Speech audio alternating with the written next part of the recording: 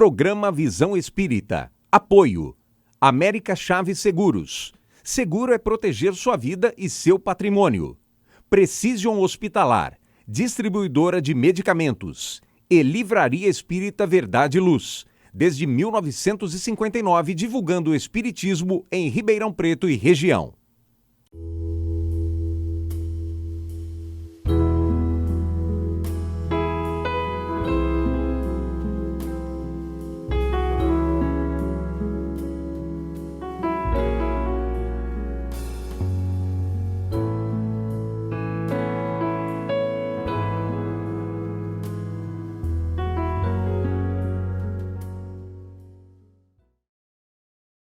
Amigos e amigas queridos, mais uma vez damos as boas-vindas de todos vocês nesse nosso programa Visão Espírita, que tem se debruçado, sobretudo na última semana, apresentamos um programa com o nosso amigo, companheiro espírita de Rondônia, Jorge Elahá, trazendo reflexões em torno da figura de Jesus. E nós retornamos a um segundo programa também com Jorge Elahá, que, como sabemos, é palestrante espírita, participante ativo, profícuo do movimento espírita brasileiro e mundial, para que também continue, aliás, contribuindo com as suas enriquecedoras observações nessa temática. Jorge, obrigado mais uma vez pela continuidade do seu esforço aqui nesse trabalho do programa Visão Espírita. Eu que agradeço a oportunidade, um prazer de estar mais uma vez na companhia de todos. Bom dia, boa tarde, boa noite para todos os companheiros aí conosco e também um olá muito especial para o nosso querido Gilberto aí nos bastidores da nossa atividade, da nossa live. Onde faz tudo acontecer, né, Jorge? Verdade. Jorge, no programa passado, nós procuramos trazer reflexões e considerações em torno da figura de Jesus, vamos dizer até assim, humana, né? Partícipe de um movimento, de um programa divino de impulsionamento da humanidade às conquistas espirituais. Neste, eu gostaria de resgatar uma outra feição, que é do seu papel messiânico, o seu papel de Cristo. Nós sabemos que o termo Cristo se deriva em sua etimologia da palavra grega Christos, que significa ungido. Ora, a comunidade hebraica, o judaísmo, se utiliza dessa etimologia grega para associá-lo ao termo hebraico Messiah, né? Ou Messias.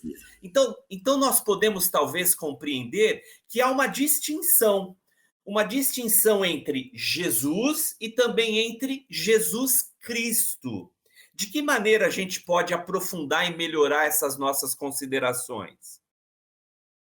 É que, na verdade, dentro da própria história do judaísmo, havia a expectativa de que, num dado momento, haveria o nascimento de um homem particular, que em hebraico é chamado de Mashiach, que a gente chama de Messias, que é o ungido.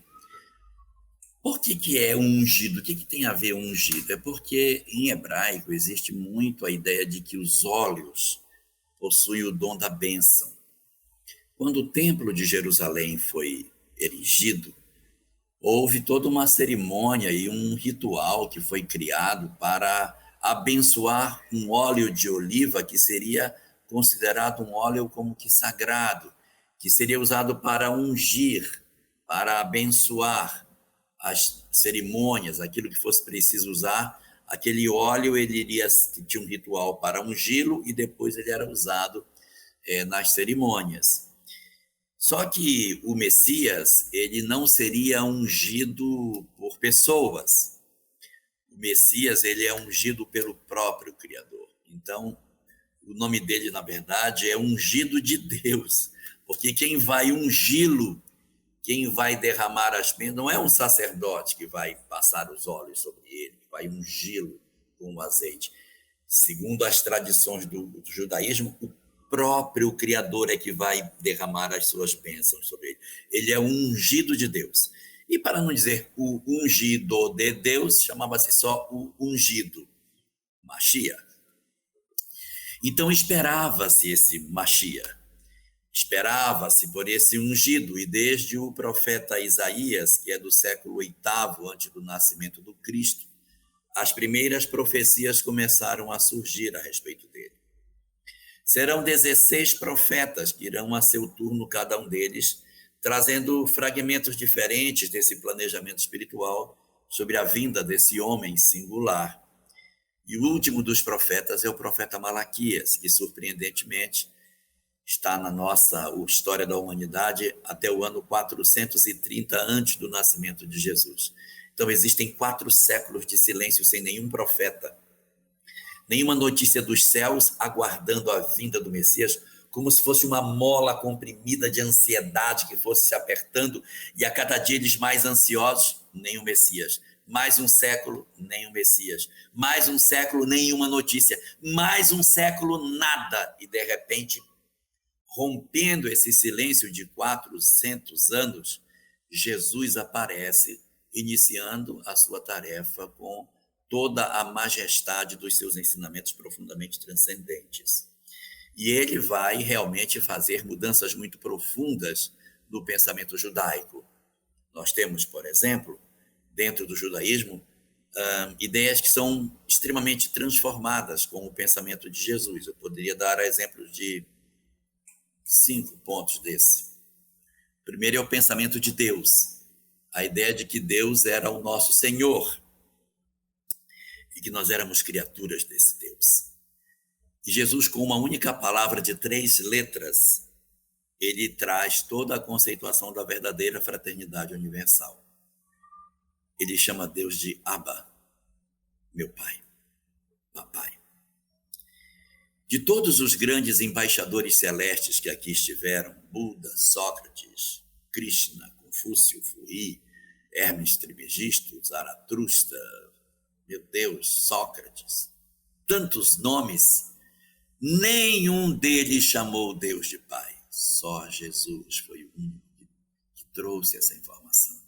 E ao chamar Deus de Pai, o que nós nos tornamos? Irmãos. Então, a primeira grande mudança que ele faz é o sentido de Deus e inaugura o sentido absoluto de fraternidade. O segundo é a eleição do amor como a referência para a conduta humana. A gente não tinha isso de maneira muito clara, mas ele veio oferecer o perdão, o esquecimento das ofensas, a reconciliação com os adversários. Para você ter uma ideia, Edgar, no Antigo Testamento o perdão é citado 78 vezes. Não se falava em perdão no Antigo Testamento. Fala. 78 vezes fala de perdão, mas todas as vezes é o perdão de Deus para com os homens. A ideia de perdão de pessoa para pessoa, ela não está presente. Só tem uma única exceção, que é no livro do Gênesis, quando Esaú e Jacó se encontram e fala-se do perdão de Esaú para Jacó. Tirando essa ocorrência, não há a ideia de alguém perdoar outro alguém. Rege-se pela lei da justiça. Então, imagine o quanto é transformador você vir dizendo que a gente tem que perdoar, que as pessoas podem desculpar-se mutuamente. Isso é profundamente fantástico. Terceiro ponto que ele traz de mudança impressionante é sobre a questão da fuga da hipocrisia.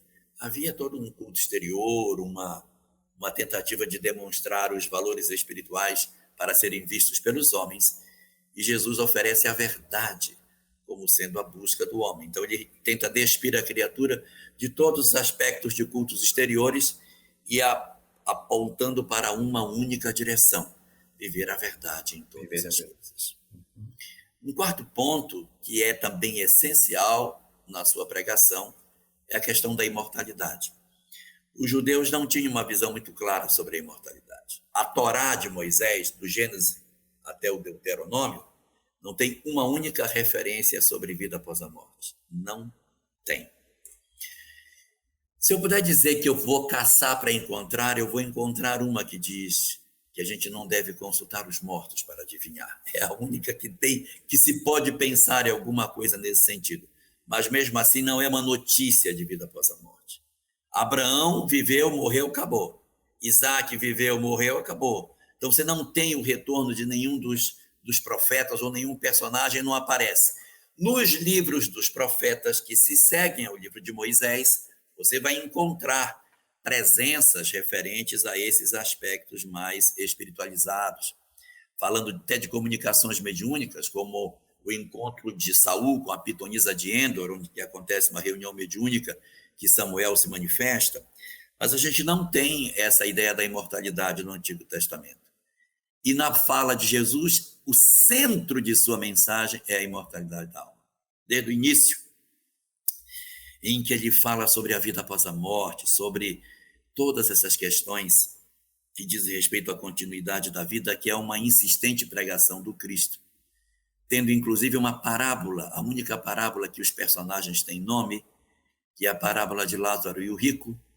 Nós vamos encontrar Abraão vivo após a morte, com Lázaro no seu colo, mostrando que existe sim imortalidade da alma. E depois, coroando tudo isso, ele também é o único que volta depois da morte. Nem Buda, nem Krishna, nem Sócrates, nenhum deles voltou. O único que reaparece após a morte é Jesus. Ele é o único a chamar Deus de Pai, o único a aparecer após a morte e o único a fazer com que seus discípulos se voltassem para os pobres e miseráveis, aos famintos e aos desgraçados, nesse foco do amor ao semelhante.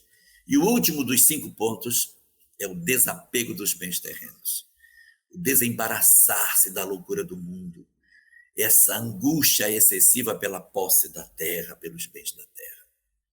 São 5 pontos, Edgar, que a gente pode resumir assim. O primeiro é Deus com a letra D, o segundo é o amor com a letra A, o terceiro é a verdade com a letra V, o quarto é a imortalidade com a letra I, e o último é o desapego com a letra D. Se a gente for perceber, formou a palavra Davi. Ele era o filho de Davi e, portanto, herdeiro do trono de Israel, nessa condição de ser o anunciado nas profecias que vinha para cumprir uma profecia que dizia: abrirei a minha boca em parábolas e publicarei coisas ocultas desde a fundação do mundo. Ele veio e cumpriu as profecias que lhe estavam designadas. Extraordinária lembrança, esses vínculos com esses 5 pontos também são igualmente extraordinários. E me ocorre agora, Elahá, que, por exemplo, no Evangelho de João, lá no capítulo 14, Jesus vaticina a chegada de um outro Consolador. Há outras referências ainda, há outras referências evangélicas afirmando que ele, Jesus, haveria de voltar em algum momento.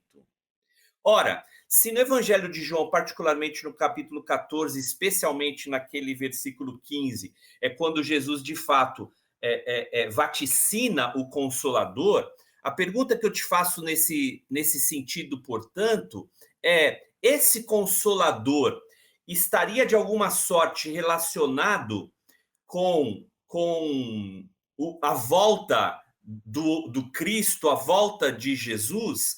Quer dizer, de que maneira Jesus anuncia um projeto que o Consolador faz, que traria todas as verdades, que traria todas as orientações? Como a gente pode melhor compreender esse vaticínio, que ao mesmo tempo seria uma promessa de Jesus, e da mesma forma o retorno dele próprio, entre aspas? Isso é muito interessante, porque ele diz assim: e eu rogarei ao Pai, e ele vos enviará um outro Consolador. Bom, então, é outro Consolador, porque ele já era um. Ele não iria, no mundo não estava desconsolado, e ele iria mandar o Consolador. Ele ia mandar um outro Consolador, porque ele em si já era. E por que a necessidade de mandar um outro Consolador? Ele diz: porque o que eu digo para vocês será esquecido. Ele diz assim: ele vos relembrará tudo quanto vos tenho dito. Ora, ora, ora. Ninguém relembra o que não foi esquecido. Então os homens esqueceriam a mensagem de Jesus. Ele já sabia que isso aconteceria. Então o Consolador viria para resgatar aqueles ensinamentos e vos ensinar tudo quanto vos tenho dito e que não podeis por ora compreender. Então ele também viria trazer coisas que naquele período os homens não poderiam entender. E aí nós vamos encontrar, dentro dessa releitura, os conhecimentos espíritas oferecendo essa verdade que Jesus oferecia e que, na verdade, os homens não conseguiram compreender e até se desvirtuaram, esquecendo os ensinamentos. O que temos visto dentro da doutrina espírita? O relembrar das falas do Cristo, o relembrar das verdades espirituais e, ao mesmo tempo, apontar ao homem as consolações que vêm da doutrina espírita. Vejam que ele não apresenta o que virá depois dele como o ensinador, o instrutor, o informador, mas o consolador, mostrando para nós que a principal função daquele que viria depois dele seria de consolar e não de informar. Nós cumprimos essa profecia quando nós consolamos as pessoas e não quando informamos as pessoas. Assim, nós não podemos nos afastar desse foco, que o objetivo é o consolo e não derramar sobre a cabeça das pessoas um conjunto de informações que não lhes traga nenhum tipo de alento.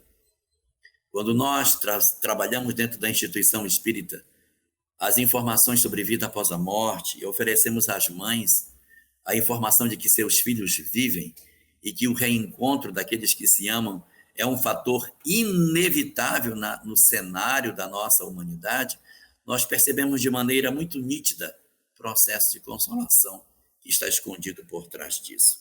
E quando esse Consolador vem relembrando as mensagens de Jesus, é Jesus de volta, como você colocou.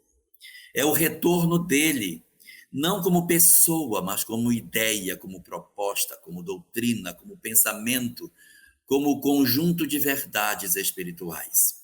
Então, a gente vai perceber, Edgar, uma coisa que é importante observar também. Existe uma pergunta em O Livro dos Espíritos, a questão 799. Qual é a importância do Espiritismo para a marcha do progresso? Está perguntando como é que o Espiritismo vai auxiliar o progresso da humanidade ali. 799, 800 e 801, são essas três perguntas. Mas o livro é de 1857. De que Espiritismo ele estava falando se a obra é de 57? Sim. De que Espiritismo ele está falando? Porque, na verdade, houve um período no início da história do Espiritismo em que as verdades espíritas foram entendidas como espiritismo. Então, por exemplo, você vê que a segunda parte de O Livro dos Espíritos chama-se Mundo Espírita, e não é mundo espírita, é mundo espiritual, mas está traduzido como mundo espírita. Por quê? Porque a gente acabava tratando o espiritismo simplesmente as verdades espirituais. Como também existem várias obras daquele período mais clássico que diz assim, o espiritismo na antiguidade, mostrando as manifestações mediúnicas, e é chamado de espiritismo. Não é espiritismo, é a mediunidade na antiguidade. Então havia, de certa maneira, uma permissão, uma aceitação no uso da palavra espiritismo para representar os princípios espíritas. Então, quando se fala que o espiritismo será o futuro da humanidade, nós temos que entender que são os princípios espíritas.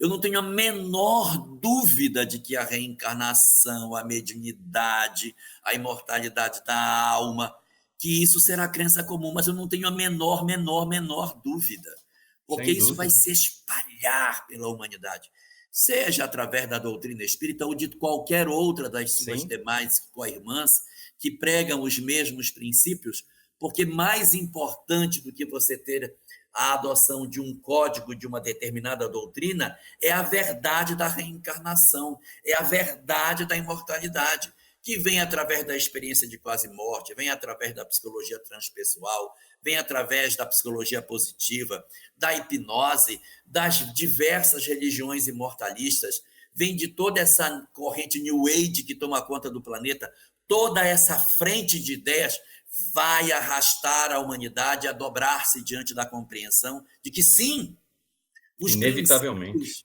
que a doutrina espírita esposa são da lei da natureza.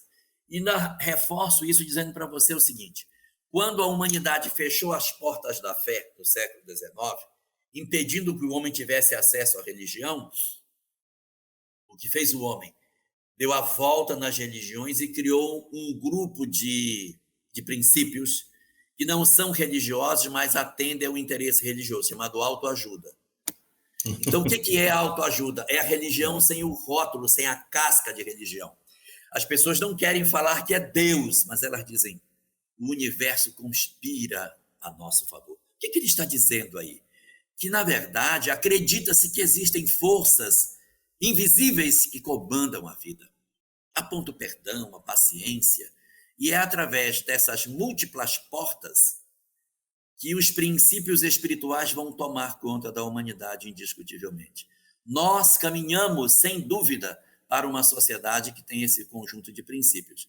O Espiritismo será uma excelente referência nesse sentido, por trazer água limpa, sem rituais, sem paramentos, liturgias, sacerdotes, e de uma maneira muito clara e despida de todo o misticismo, oferecendo essa leitura de maneira muito nítida e profundamente racional no entendimento dessas coisas. Mas as verdades espirituais marcham numa velocidade muito maior do que o espiritismo em si. É o cinema, a arte, é tudo que é lugar falando sobre isso. Pergunte na sociedade brasileira quem acha que existe reencarnação e veja o percentual que tem. Depois volte e pergunte quem é espírita e o percentual será menor. O que mostra que as verdades caminham a galope em torno daquilo que a gente tem para construir uma sociedade melhor. Agora, Jorge, eu quero trazer também essa mesma condição e esse mesmo olhar para uma assertiva de Simão Pedro. O evangelista Mateus, lá no capítulo 16, no versículo 16, anota uma afirmação de Pedro, quando Jesus perguntou: Pedro, para você, quem eu sou? Pedro vai dizer: tu és o Cristo, tu és o Filho do Deus vivo. Parece então que, de uma maneira geral, nós não ignoramos a nossa paternidade divina. Tampouco a de espíritos perfectíveis que constroem a própria evolução espiritual através dos milênios. Ora, a minha pergunta vai nesse encontro de Cristo e nós. Será que nesse processo, será que nesse trabalho de burilamento, de aperfeiçoamento, de construção, não haverá algo do Cristo em nós mesmos? Na verdade, a semente da perfectibilidade se encontra em nós próprios. Quando você vê ali Pedro chamando Jesus de o Cristo, na verdade é porque ele pegou em grego, né? Mas ele teria: tu és o Messias, tu és o ungido, tu és o Mashiach. Então tu és o ungido, o Filho de Deus, porque só o Messias é que era filho de Deus. E essas sementes de perfectibilidade, elas se encontram dentro de todos nós, sem dúvida nenhuma. Mas eu queria resgatar aqui uma outra passagem na qual Jesus reforça esse processo da caminhada evolutiva que está lá no Sermão do Cenáculo, a chamada Santa Ceia. Dando conexão com essa fala dele ser o Filho de Deus, há um momento dessa conversa em que Jesus diz assim: mas eu me vou para o Pai, mas vós, se guardardes os meus ensinamentos, fareis obras tal qual as que eu faço, e até maiores do que elas. Mostrando que o Cristo não era o topo da escala evolutiva. Nós tínhamos estágios evolutivos além daquilo que Jesus apresentava. Então, vocês poderão fazer o que eu faço nessa caminhada de alcançar a perfectibilidade e até ultrapassar a condição de Jesus, oferecendo-se, de repente, como ainda mais próximo dessa filialidade de Deus. Então, ali, na resposta de de Pedro para Jesus estava o traço da questão da filialidade. E Jesus coroa tudo isso com a visão de que nós, na verdade, caminhamos interminavelmente nas nossas perfeições relativas, uma perfeição absoluta que é Deus. Jorge, o que dizer, né? Eu só posso naturalmente agradecer esse momento tão especial de reflexões e apontamentos tão significativamente relevantes. Amigos e amigas que nos assistem, eu quero mais uma vez agradecê-los a todos pela participação, esperando reencontrá-los em novas oportunidades, deixando aqui, Jorge, o nosso abraço da comunidade espírita de Ribeirão Preto, do programa Visão Espírita, agradecendo a sua participação, com tempo ainda de você desejar um bom Natal para todos, Jorge. Verdade. Nós estamos nos aproximando da nossa data na qual a cristandade celebra o nascimento de Jesus. Momento em que as pessoas, de certa maneira, ficam mais sensíveis, estão mais tocadas. Então, eu queria aproveitar esse momento para desejar a todos, não somente que a gente tenha um momento de Natal feliz individualmente, mas eu queria destacar aqui a importância da família. O Natal também é a celebração de uma família que, reunida num estábulo, fazia a recepção do seu filho.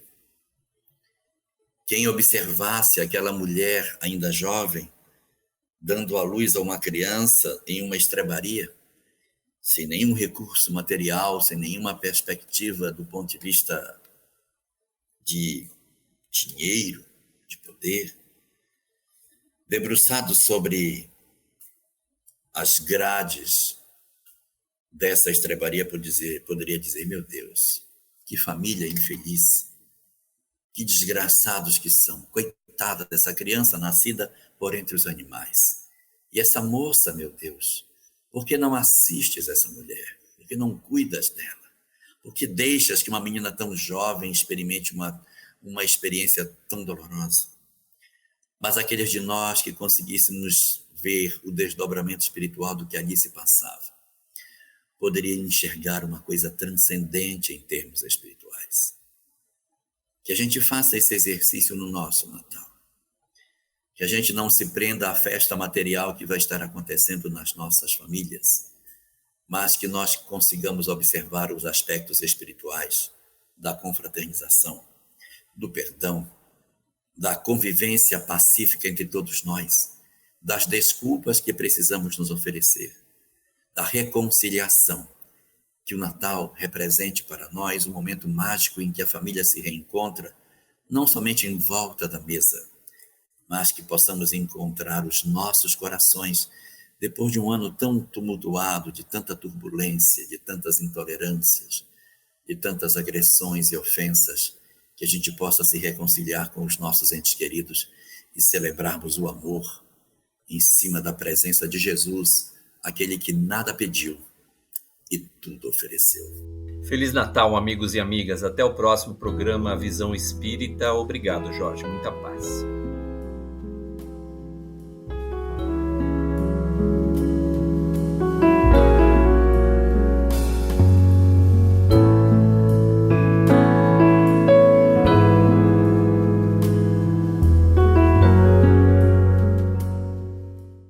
Programa Visão Espírita. Apoio. América Chaves Seguros. Seguro é proteger sua vida e seu patrimônio.